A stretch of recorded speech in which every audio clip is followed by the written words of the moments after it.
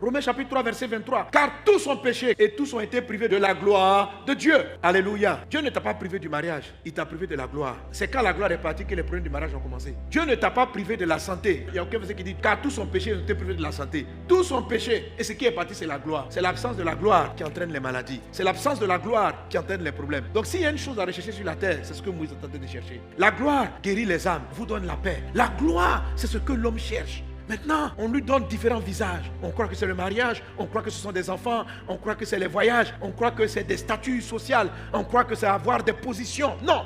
Quand tu auras la position, tu seras insatisfait. D'où le titre de ce livre, Insatisfait. Ce que ton âme recherche, c'est sa gloire. C'est ce que tu as perdu. C'est ce qui t'a été enlevé. C'est ce qui a été enlevé à nos aïeuls. La gloire de Dieu. Et la gloire de Dieu, c'est la face de Dieu. Et la Bible dit que nous sommes maintenant enfants de Dieu. Mais quand nous sommes enfants de Dieu, nous n'arrivons pas à avoir la gloire de Dieu. Pour voir la gloire, il faut que nous devenions ce que nous devons devenir. Maintenant, le temps est arrivé pour toi de devenir ce que tu dois devenir.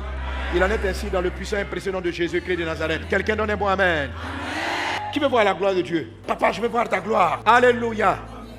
Mais pour voir la gloire de Dieu, il faut se préparer. Esther n'avait pas accès au roi. Il lui fallait qu'elle se prépare d'abord. On lui a donné un temps de préparation. 6 mois avec de l'huile de myrrhe. Pendant 12 mois, on l'a préparé. Pour rencontrer ton mariage, 12 mois. 2 petits mois de fiançailles, là, vous voulez frapper le pasteur. Nous aimons trop. On dit, tu vas rencontrer le roi. Le roi, là, il faut 12 mois de préparation. Quand on venait au cours d'Éden, on a dit, il y a 3 mois Éden 1. C'est quelle église? On ne veut pas nous marier. On va nous marier. Allons ailleurs. Il y a beaucoup de gens qui sont là ici, ils ne veulent pas se signaler parce qu'ils ont peur de la formation et de la préparation au mariage. Frère, c'est une erreur. La préparation va t'aider à réussir ton mariage. Le roi avait besoin d'une femme, mais malgré qu'il était pressé, il fallait qu'il prenne du temps. Parce qu'il faut au moins 12 mois de préparation. Ce qui fait que l'église aujourd'hui ne faut pas la gloire de Dieu parce qu'on n'est pas prêt. Ce n'est pas parce qu'on n'est pas l'épouse. On nous a déjà dotés. Le sang de Jésus était la dot qu'il nous a donnée. Oui, Jésus nous a rachetés par son sang. Maintenant, la puissance de Dieu n'attend qu'à se révéler à nous. Mais il faut que nous soyons prêts. Dieu attend que nous soyons prêts. Et c'est cette école-là que beaucoup d'entre nous sont en train de zapper. Tu fuis l'école de Dieu, tu fuis la formation de Dieu. Les problèmes qui arrivent vont te balayer. La persécution qui arrive sur l'église va ravager les chrétiens faibles. Tous les chrétiens du parvis. Le parvis, c'est quoi? C'est la première dimension d'intimité avec Dieu. Tous les chrétiens qui sont à ce niveau, ils ne vont pas tenir dans la foi. Même c'est arrivé. C'est arrivé. Un chrétien qui est charnel, vous-même vous me suivez là. Vous tous qui êtes dans les parvis, la plupart vous êtes dans le péché. On parle ici là, tous les gens sont dans l'impudicité. C'est la vérité. Oh Jésus, je veux te voir, je veux te toucher, je veux te voir. Mais dans la vérité là, où on est là, les séductions des temps de la fin t'ont attrapé. Un chrétien, aujourd'hui tu n'as pas une amitié avec Dieu. Non, Satan, ça dit que Satan va te balayer en l'amusement. La pression est devenue trop forte. Péché du sexe, résister si tu n'es pas un ami de Dieu. Tricher, mentir pour avoir de l'argent, pour s'en sortir de situation. Non, si on se prend un à un ici, toi-même tu vois. Écoute, mais je te dis une chose. Est-ce que tu sais que tous les signes que vous avez vus jusqu'à maintenant, là, Jésus est à la porte. En ce moment-là, d'un moment à l'autre, on peut être enlevé. Et tu as exactement la vie pour ne pas être enlevé. Aucun impudique sera enlevé. C'est-à-dire que la femme dont tu flirtes avec ton fiancé, là, non, tu ne peux pas monter, tu ne peux pas partir. Ouvre les bisous. Apocalypse 11:2, il dit, le parvis extérieur du temple, laisse-le en dehors et ne le mesure pas, car il a été donné aux nations et elles fouleront au pied la ville sainte. Je bénis Dieu pour mes fils qui sont placés, les gens qui sont influents dans la société, les fils qui sont influents, chanteurs, tout cela, je vous dis encore. Si vous n'êtes pas attaché à Christ, où vous êtes là, vous allez regarder. Vous allez continuer à venir à l'église, mais vous allez tous vivre dans l'impudicité, dans l'adultère et dans le mensonge.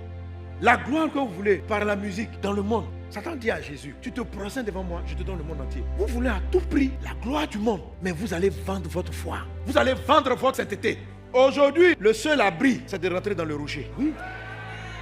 Psaume 91 dit que je m'abrite sous le rocher. Il dit la peste va circuler en plein midi. C'est seulement ceux qui sont cachés dans le rocher qui vont tenir. Et le rocher c'est quoi? C'est ce qu'il a dit à Moïse. Il dit tu veux voir ma gloire. Il dit tu ne pourras pas me voir entièrement. Pourquoi il ne peut pas voir entièrement? Parce que Moïse n'était qu'un serviteur. Amen. Donc pendant que je suis en train de prêcher ces choses, ma fille, mon fils, je te prie, ne reste plus dans ta posture spirituelle charnelle. Prends la décision de prendre le chemin de la préparation de l'épouse. Tu as été choisi, tu as été sélectionné, Dieu t'a aimé, il a donné sa vie pour que tu sois sauvé. Mais ton statut chrétien là, il faut que tu avances. Il faut que tu avances. Ne vous trompez pas vous-même. Nous sommes des vases d'honneur. Nous sommes des enfants spirituels de passer Sanogo. Vous êtes des enfants spirituels de passer Sanogo. Non, papa, non, papa. Non. Dieu est dans sa grâce. Ça dit que Jésus là, quand tu l'aimes, tu le rencontres là. Si Dieu était votre père, faites les œuvres. Voilà. Je ne cherche pas femme. Je ne mens pas. Je ne triche pas. Je ne fais pas de compromission avec la foi. Si tu es ma fille, il faut porter les œuvres. Si tu es la fille de Jésus, produis les fruits de Jésus. Notre papa dans la foi, notre papa dans la foi. Puis tu es dans la tutelle, dans l'impudicité. Daddy. Quel daddy? Le vrai daddy c'est Jésus. Mais Jésus n'est pas dans tout ça. Tu fais quoi là-bas? Tu fais quoi chez ton fiancé à minuit 30? Donc je suis parti faire la cuisine pour lui. Il m'a demandé de rester un peu. Après son repas, je vais laver les assiettes. Un fiancé qui t'amène à rester chez lui à des heures comme ça, c'est un instrument de diable contre ta vie. Si tu aimes Jésus, quitte-le. C'est ce qu'on appelle ton parfum de myrrhe. Le premier parfum de 6 mois, là, c'est la myrrhe. Et la myrrhe veut dire la mort. La myrrhe, ça sentait bon. C'est-à-dire que ce que tu aimes là, tu dis, mon fiancé, je t'aime, hein, mais j'aime Jésus plus que toi. Je suis prêt à renoncer à ces fiançailles et vivre la crainte de Dieu qu'à cause de toi, vendre ma chrétienté pour un plaisir de quelques minutes. Je sais que tu n'es pas trop fan de ces messages, mais je dis ça pour que ton âme soit sauvée. Donne un bon amen à Jésus. Le mot même se demande, l'amour de Jésus existe encore.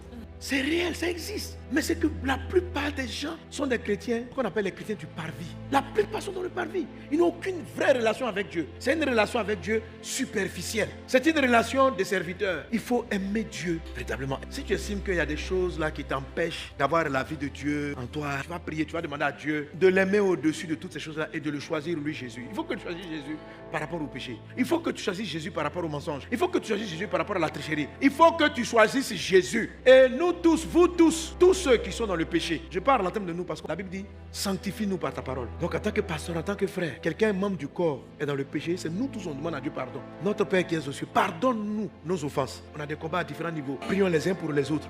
La vie chrétienne, c'est la vie chrétienne. Marcher avec Dieu, c'est marcher avec Dieu. Paul est clair là-dessus. Aucun impudi va aller au ciel. Tu ne seras pas enlevé. Tu as pris la route de l'enfer. C'est-à-dire que tu t'es gardé plus jusqu'à... Maintenant, tu es devenu une chrétienne très légère. Tu ne vas pas aller au ciel. C'est pourquoi Paul dit, ne vous y trompez pas. Si tu dis que tu aimes Jésus, il faut couper avec ce qui te fait pécher, avec ce qui t'éloigne de Dieu.